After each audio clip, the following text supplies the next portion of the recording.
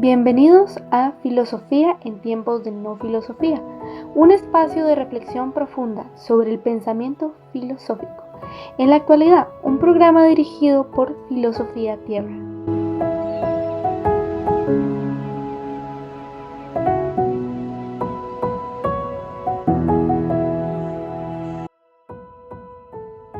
Por lo cual, no tienes excusa tú, quien quiera que seas, cuando juzgas a los demás, pues al juzgar a otros te condenas a ti mismo, ya que practicas las mismas cosas. Romanos 2:1.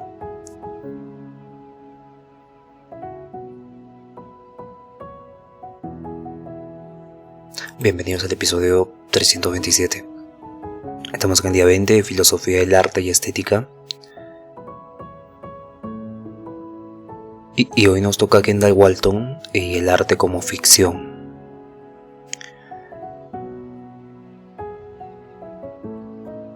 Entonces, Kendall Walton nos habla de los props y que son elementos de generadores de ficción, ¿no? Y el concepto de hacer como si. En este sentido, la pregunta por la naturaleza del arte ha ocupado muchos siglos tratándose de responder, ¿no? Preguntas como ¿qué lo distingue? ¿Cómo se relaciona con la realidad? ¿Cuál es el valor que tiene? Entonces, en este contexto, Kendall Walton es un filósofo estadounidense y propone una teoría interesante donde el arte funciona como hacer como si, un juego de hacer como si, ¿no? Esta idea la desarrolla en su libro Mémesis, hacer como si, en 1990, ¿no? Y claro, no intenta explicar el arte por lo que representa o lo que expresa, lo comunica, sino el arte por la forma en que nos invita a imaginar, ¿no? Entonces, para Walton, las obras de arte no deben entenderse como copias de la realidad ni como transmisores de emociones puras, más bien como instrumentos que nos invitan a jugar la ficción, así como los niños juegan con una escoba, como si fuera un caballo. Los adultos leen novelas, observan pinturas, ven películas como si fueran reales, ¿no? Y claro, esto es muy interesante porque aunque sepan perfectamente que no son reales, este juego de ficción se vuelve real, ¿no? Culturalmente se estructura, permite experimentar emociones, vivir mundos alternativos, construir sentido a través de la imaginación compartida.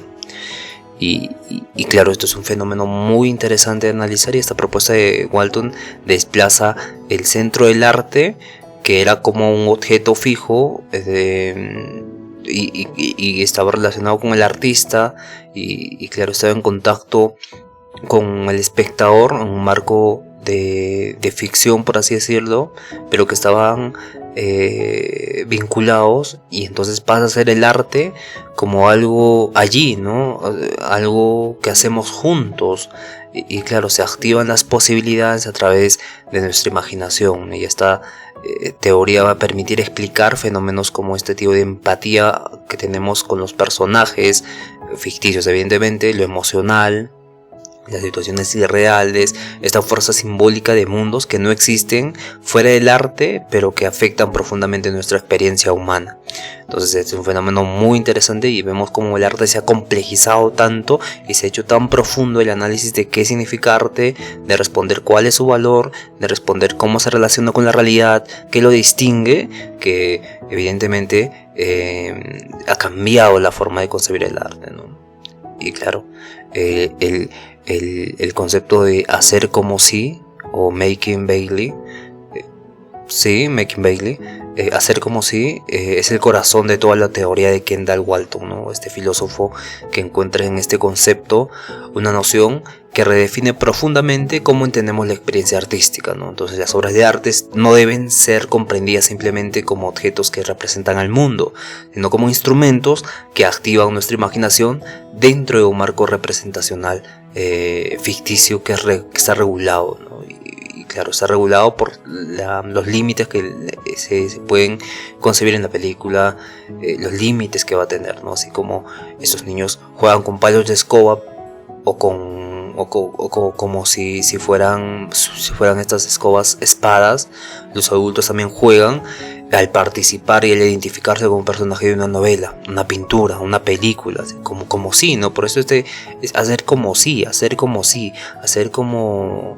fuera real, hacer como si representara algo real, ¿no? Y claro, este concepto va a ser como si, no es una fantasía anárquica donde todo está permitido, sino es una forma cultural que se va estructurando, ¿no? Con reglas que comparten, convenciones aceptadas, y claro, tiene estos límites, ¿no? Porque, por ejemplo, cuando vemos una pintura de un paisaje, no creemos que este paisaje realmente está ahí, ¿no? Pero nos comportamos como si él lo estuviera, si estuviera ahí.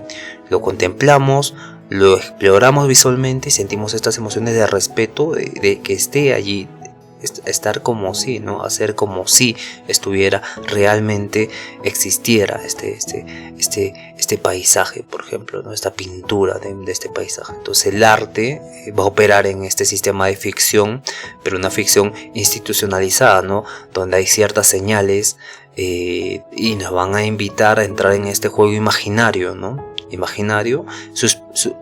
Suspendiendo momentáneamente la distinción entre lo real y lo irreal, para experimentar algo significativo, ¿no? Y claro, este enfoque no implica un engaño, una ilusión, sino que el espectador sabe perfectamente que lo que está viendo, leyendo, no es real, ¿no? Pero acepta entrar en el juego de forma voluntaria y consciente. Y esta aceptación es lo que da lugar al efecto artístico, ¿no? A la obra que no impone una realidad, sino que compromete al individuo a participar de un mundo ficticio que el espectador co-crea, co-constituye mediante el acto de imaginar. Y claro, ahí viene la fuerza del arte, ¿no? Que va a radicar en la capacidad de convocar a la imaginación, donde las emociones, pensamientos que experimentamos van a estar dirigidas a lo real, ¿no? Y claro, van a hacernos parecer que son profundamente reales para nosotros, ¿no? Pero en realidad el arte se va a dedicar a esta fuerza que radica en la capacidad de convocar a la imaginación, ¿no? De llamar, de profundizar en la imaginación. Entonces este concepto de hacer como si permite explicar fenómenos comunes pero filosóficamente complejos, como por qué lloramos con una tragedia, o por qué reímos con personajes ficticios, o sentimos temor en un juego de horror, o amor por un personaje, a pesar de que sepamos que nada de eso es verdadero, ¿no? Y en todos estos casos estamos inmersos en el juego ficticio, ¿no? Que este juego ficticio que se vuelve serio, pero a la vez compromete la emoción, y cuando es compartido se vuelve mucho más real, pero sabemos que no es así, ¿no? Pero jugamos a hacer como si fuera real, ¿no? A hacer como si existiera. Y claro, otro concepto fundamental son los prompts, o elementos generadores de ficción, ¿no? En la teoría de Kendall, las obras de arte actúan como prompts, que son elementos, que son soportes que desencadenan los juegos de ficción, ¿no? que mantienen. Entonces, estos prompts son tomados en un vocabulario teatral, donde se referían a objetos usados en escenas, ¿no? En escenas para representar cosas reales del mundo, en este juego teatral, dramático, ¿no? Y en el marco estético usa ese término prompts, Walton, para extender la idea de afirmar que cualquier obra de arte, pintura, texto, escultura, melodía, puede funcionar como un dispositivo que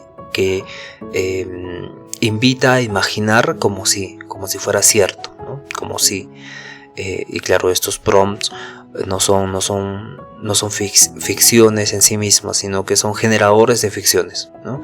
Actúan como señales convencionales dentro de un marco determinado contextual, que activan ciertos esquemas de imaginación, ¿no? Porque no es lo mismo imaginar la Amazonía que imaginar una cultura inca o una cultura china. Entonces todos estos prompts son específicos para ciertos contextos imaginativos, ciertos esquemas imaginativos, ¿no? Por ejemplo, la imagen de un dragón no intenta hacernos creer que existe un dragón, ¿no? Como si fuera cierto, sino funciona como un estímulo dentro de este juego donde compartimos como si realmente lo estuviéramos viviendo, ¿no? Realmente lo estuviéramos experimentando, ¿no? Y claro, permite el miedo, la sorpresa, la fascinación. Y así los prompts nos imponen un contenido.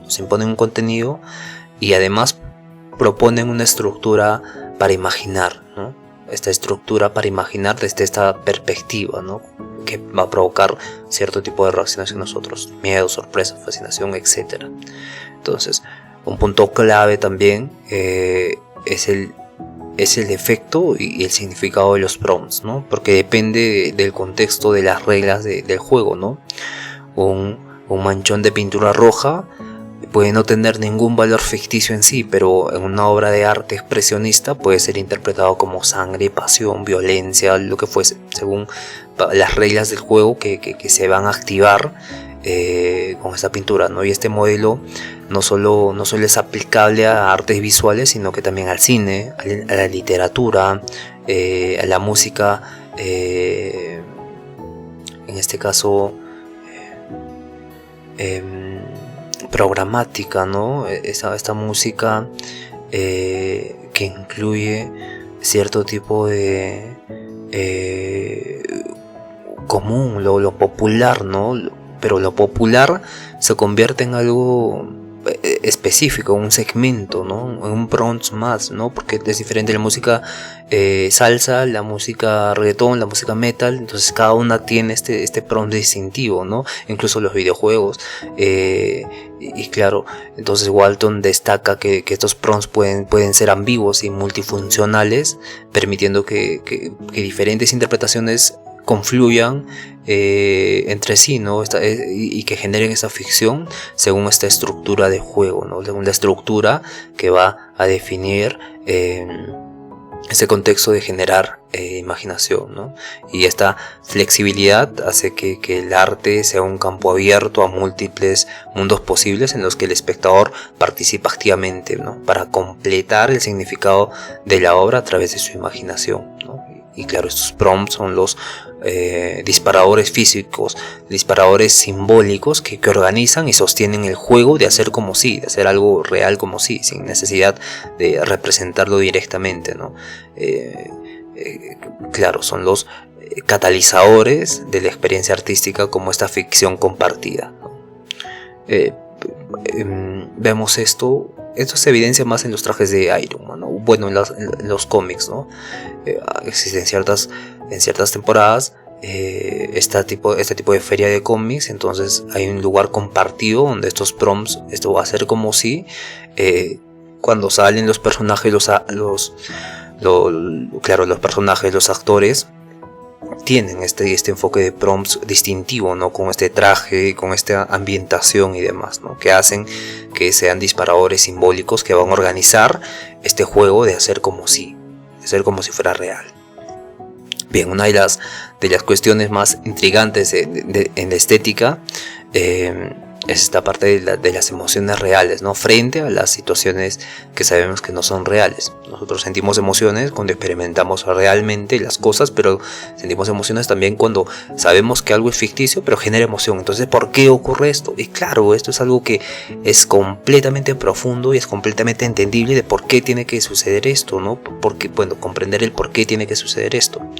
Y claro, lloramos por una muerte de un personaje en una novela, nos angustiamos con una tragedia teatral, pero es cine, no es real, ¿no? Entonces, ¿cómo explicar estas emociones si somos plenamente conscientes de lo que vemos es ficticio? Es ficticio. De lo que leemos, vemos, miramos, analizamos, es ficticio. Y claro, ¿cómo explicamos esto, no? ¿Cómo hacemos esto? Entonces Kendall Walton aborda esta aparente paradoja mediante la teoría de los juegos de ficción, ¿no? Y claro, las emociones que experimentamos frente al arte no son un error o un autoengaño, sino que son una forma viviente de este marco de hacer como si. En otras palabras, nuestras reacciones dentro del juego que nos sentimos como si estuviéramos ante un evento real, ¿no? Sentimos que es verdadero. Entonces las emociones que provocan estos objetos ficticios, estos personajes ficticios, son psicológicamente auténticos. Por ejemplo, Romeo y Julieta, ¿no? No creemos que los personajes existan realmente, pero participamos de este juego de ficción que nos lleva a simular la tristeza por su destino, ¿no? Lloramos por esta simbología que tiene distintos prompts, pero esta tristeza no es ficcional, sino que es una tristeza verdadera, ¿no? Aunque es activada por este mundo imaginario, es experimentada realmente, ¿no? Como conmoción, melancolía. Entonces Walton explica que, al igual que los juegos infantiles, nos sumergimos voluntariamente en un mundo simulado. Entonces las emociones se despiertan en este mundo y tienen efecto real en nuestra mente y nuestro cuerpo, ¿no? Y claro, esta estructura permite explorar emociones mucho más complejas en entornos controlados, ¿no? Lo que se puede ver, por ejemplo, en la naranja mecánica, cuando le van lavando el cerebro y claro,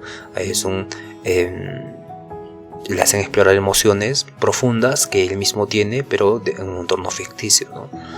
Y claro, lo que sigue después no nos interesa. Lo que nos interesa es entender que este hacer como si hace que tengamos este tipo de sentimientos profundos, pero no bueno, Walton explica que es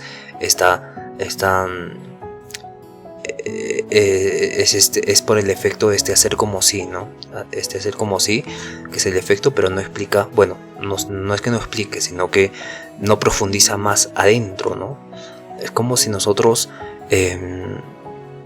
no distinguiéramos entre el mundo real y el mundo ficticio, ¿no? Cuando lo hacemos para sí. En una película podemos llorar, pero en la vida real podemos llorar también con la misma situación.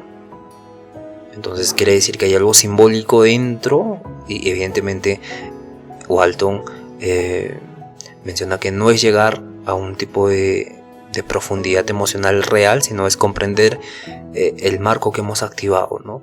Estos sentidos, por ejemplo, de miedo en una película de terror, no es porque el monstruo existe realmente, sino es porque jugamos a que existe.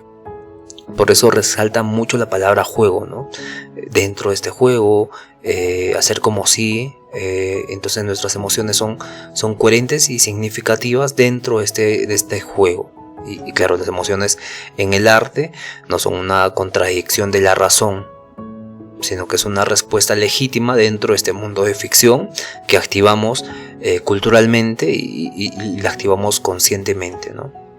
Porque estamos entrando en hacer como si, pero lo hacemos libre y voluntariamente. Y claro, esa es una teoría estética muy interesante de Walton, donde el espectador ya deja de ser este tipo pasivo y receptivo, contemplativo, que interpreta una obra cerrada con un significado fijo, ¿no?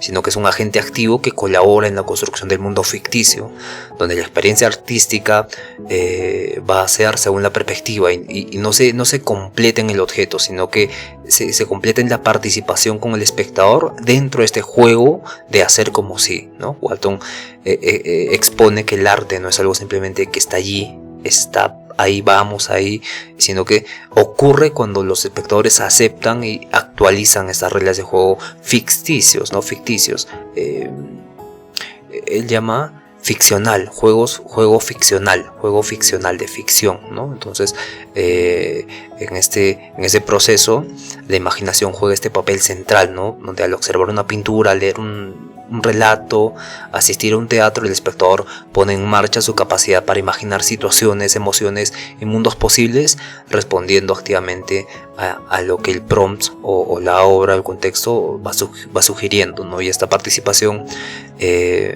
no es individual, sino que está guiada por convenciones culturales compartidas, ¿no? Porque si esta cultura define esto y claro, lo hace como si, hace que nosotros también tenga este reforzamiento de hacer como si, ¿no? Que le dice al espectador cómo jugar, ¿no? Por ejemplo, en una película de terror sabemos que debemos interpretar ciertos sonidos como presagios, ciertas sombras como amenaza, aunque no lo sean literalmente. Comprendemos las reglas de juego y actuamos dentro de estas reglas de juego, ¿no? Aportando así que nuestras emociones se activen, ¿no? Nuestras expectativas, nuestras asociaciones simbólicas se activen, ¿no? Y claro, este modelo rompe con la idea de que el significado de la obra está dentro del objeto mismo, está en la intención del autor, ¿no? Walton plantea que el significado se construye en la interacción, en la relación entre el espectador y este juego ficcional que se activa por la obra, ¿no? Que se activa por esta obra de arte. Entonces, sin esa participación imaginativa, la obra no es una ficción activa, sino que es apenas un objeto inerte. Se necesita de la imaginación para que tenga sentido, ¿no? Para que tenga esta parte de hacer como si, de realidad, ¿no? Y que provoque en nosotros situaciones emocionales, imaginativas y demás, ¿no? Entonces la teoría de Walton pone en relieve que cada espectador puede realizar una versión distinta del juego, ¿no? Que se va a enriquecer con el conocimiento, la experiencia y la sensibilidad que ha tenido, ¿no? Y esto da al arte este carácter dinámico o abierto, donde la participación es activa y no solo es en un sentido, ¿no? Sino que también va a transformarse, va a transformar al individuo, ¿no? Y a la vez, para Walton, el arte no dice algo por sí solo, como podemos entender, no va a decir algo por sí solo, sino que los espectadores van a participar en este juego de ficción compartido, donde sentir, imaginar, forman esta parte esencial de esta experiencia estética, ¿no? Y claro, aquí lo aborda un enfoque mucho más abstracto y ficticio, y claro, se da cuenta de cómo nosotros hacemos en la realidad ficciones reales que invocan emociones gracias a la imaginación, y vimos ayer cómo Nicolas Bourriaud